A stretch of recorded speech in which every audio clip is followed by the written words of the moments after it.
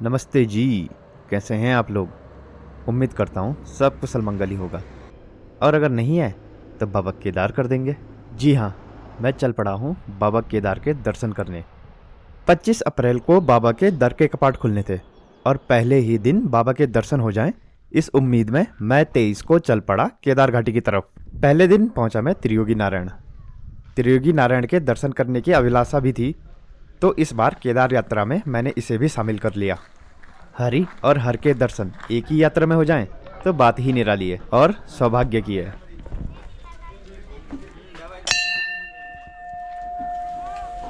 शाम के समय में पहुंचता हूं त्रियोगी नारायण और रहने की व्यवस्था कर मैं चल पड़ता हूं दर्शन करने।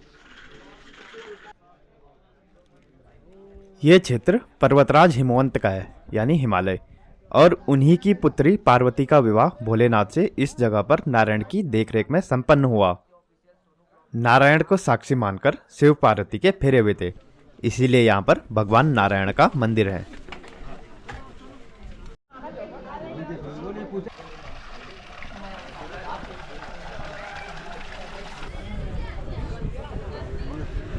फर्स्ट ब्रह्म कुंड है, सेकंड रुद्र कुंड है और ये तीसरा विष्णु कुंड है। यहाँ पे चलना मृत होता है, जो जल की भगवान के चरणों से होकर के आता है और आचमन के रूप में होता है। यहाँ पे आप 3 बार ओम नमो नारायण करके आचमन करेंगे और इस जल को पीने से सारे रोगों का नाश होता है।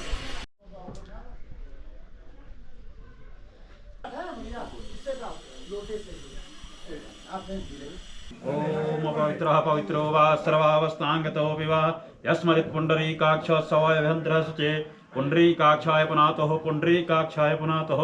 ओम अस्य श्री आसन शुद्धि मंत्रस्य मेरे ऋषि सुतनम छंद कुर्मो देवता कुर्म आसन विनियोगः।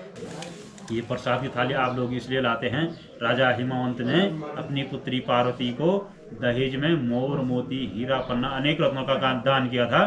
कलयुग का प्राणी वो चीज जुटा नहीं पाएगा, इसलिए कलयुग में मोर मोती ये चावल माना गया है, इसीलिए थाली में चावल रखे हुए हैं, इसका दान होता है यहाँ पे। और राजा हिमवंत ने अपनी पुत्री पार्वती को 1.25 लाख गायों का भी दान किया है। ये गाय बांधने का खूटा है यहाँ पे हिस्सा। आपने देखे होंगे प्रांगण में 4 कुंड हैं, ब्रह्म कुंड, रुद्र कुंड, विष्णु कुंड और सरस्वती कुंड।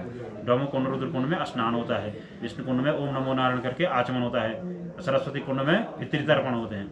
5 ये कन्यादान की जगह है, शिव पार्वती का सौभाग्य पूजा यहाँ पे होता है। फिर आगे जाएंगे आप प्रांगण में, वहाँ पे पंचनाम देवता हैं। ये गणपति जी हैं, मछेंद्रनाथ जी हैं, अन्नपूर्णा माता, ईशानेश्वर महादेव जी, बजरंगबली और महादेव जी। फिर भगवान के दर्शन है अंदर गर्भगृह में। पहले भगवान नारायण जी हैं बीच में छत्र के नीचे, उनके दाएं साइड में डोले में लक्ष्मी माता हैं, वाम भाग में सरस्वती जी हैं और भगवान के चरणों में ताम्रपात्र लगा हुआ है जिसमें 108 शालिग्राम है। फिर भगवान के पीछे से भगवान की पंचायत है, ताम्रवर्ण में 2 मूर्तियां हैं, कुबेर जी हैं, क्षेत्रपाल महाराज जी हैं, फिर बद्रीनाथ हैं, रामचंद्र जी हैं, आदि गुरु शंकराचार्य जी हैं। अष्टधातु की बड़ी मूर्ति है जो श्री सत्यनारायण जी की है, उनके आगे से अखंड दीपक चांदी के दीपक के नीचे से शिव पार्वती का सौभाग्य जोड़ा रूप में मूर्ति है और उनके सामने फिर सत्यनारायण भगवान की मूर्ति है, बड़ी वाली मूर्ति। और इधर कोने में पंच पांडव हैं, जहाँ से आप लोग दर्शन करोगे वहाँ पे धनंजय नाम की अग्नि है, जिस अग्नि के फेरे लेके शिव पार्वती की शादी यहाँ पे संपन्न हुई है। त्रेता द्वापर में तो वहाँ पर वेद मंत्र द्वारा जलती थी अग्नि। जैसे कलयुग का प्रभाव आया उसमें लकड़ी चढ़ाना शुरू हो गया है। गांव में एक परिवार की ड्यूटी 3 दिन की रहती है, उसी प्रकार उस अग्नि को जीवित रखने के लिए यात्री लोग भी अपना योगदान देते हैं। वहाँ पे समझा खरीद के मिलती है जी। ये यहाँ का सूक्ष्म मातम्य है। बोलो लक्ष्मी नारायण भगवान की जय। बड़ी ही रोचक बारात थी महादेव की। देवता, मनुष्य, भूत, पिशाच, पशु, पक्षी सब शामिल हुए थे। भोलेनाथ ही तो हैं जो महादेव भी हैं, पशुपतिनाथ भी हैं और भूतनाथ भी हैं। महादेव अपने महावैरागी रूप में हिमावन के द्वार पर पहुंच गए, जो कि बहुत विकराल होता है। यह देखकर तो रानी मैना बेहोशी हो गई कि कैसा दूल्हा है और कैसे बाराती हैं। ऐसा रूप देखने के बाद रानी मैना मान ही नहीं रही थी पार्वती का विवाह शिव से करने के लिए। फिर माता पार्वती के कहने पर महादेव ने ब्रह्मांड का सबसे सुंदर रूप चंद्रशेखर धारण किया और फिर जाकर उनका विवाह संपन्न हुआ। आप ही बताइए कि यहाँ से अच्छी कोई जगह हो सकती है भला शादी करने की? उस अग्नि के फेरे लेने का सौभाग्य और कहाँ मिल सकता है जिसके फेरे स्वयं महादेव और माता पार्वती ने लिए थे।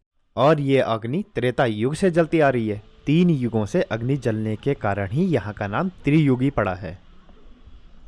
यहाँ पर सौभाग्य पूजा होती है, जहाँ पर कन्यादान, माता पार्वती का कन्यादान हुआ था, वहाँ पर सौभाग्य पूजा होती है। तो उसी सौभाग्य पूजा में ये सब चढ़ता है और ये चढ़ता है, ये माता का है और ये भगवान शिव का।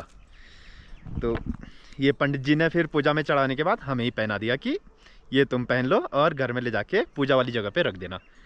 अब यहाँ पर मेरे पीछे देख ही रहे होगे कि कितना सुंदर व्यू आ रखा है।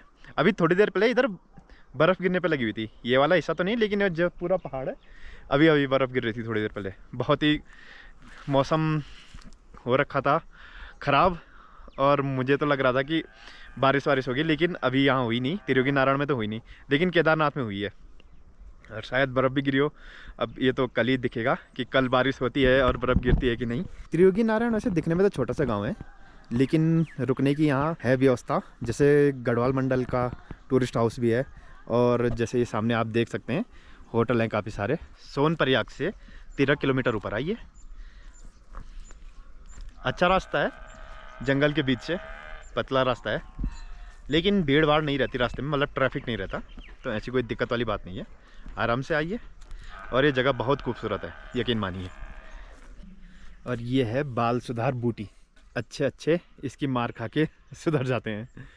ये बिच्छू घास है, ये कभी पिटाई के काम आती है और कभी इसका साग बना के खाते हैं। त्रियुगी से एक पैदल रास्ता गंगोत्री के लिए जाता है और एक केदारनाथ के लिए। केदारनाथ वाला रास्ता गुट्ठुर गांव होते हुए जाता है। यहीं से लगभग 2 किलोमीटर ऊपर जाके पहाड़ पर एक छोटी सी गुफा भी है, जिसे गौरी गुफा कहते हैं। माना जाता है कि माता पार्वती ने उस गुफा में तपस्या की थी महादेव से विवाह करने के लिए। अब जब यहाँ रुका हुआ हूँ तो शाम की आरती में शामिल होना तो बनता ही है।